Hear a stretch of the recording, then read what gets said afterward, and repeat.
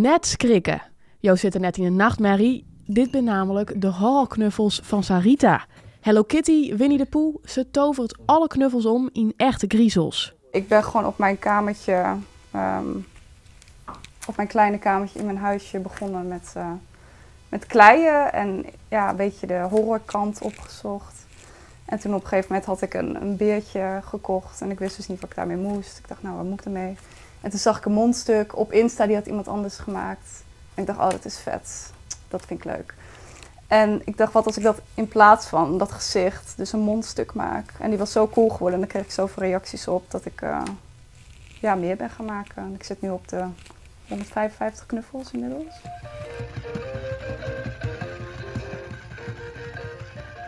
Met knuffels verwacht je altijd dat het iets heel erg schattigs is. En ik vind het juist leuk om daar juist een twist aan te geven dat het toch anders wordt. Dat mensen raken er echt van in shock en dat vind ik altijd wel een leuke reactie. Deze gruwelhobby is net samakleer. Het ene monster wordt langer als de oor. De langste waar ik mee bezig ben geweest, dat duurde ongeveer 3-4 dagen.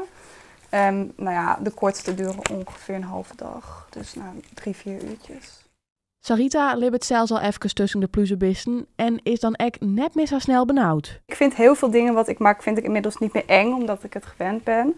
Soms heb ik er dan een creatie tussen dat ik denk, die vind ik wel heel oncomfortabel om naar te kijken. Daar was Ronald McDonald een van, ja. Bij mijn laatste knuffels heb ik helemaal niet zoiets van, dat is naar, want daar ben ik nu aan gewend. En als ik dat dan weer een keer zo heb, van zo, dat is echt eng. En dan denk ik, ja, dit is waarom ik het doe.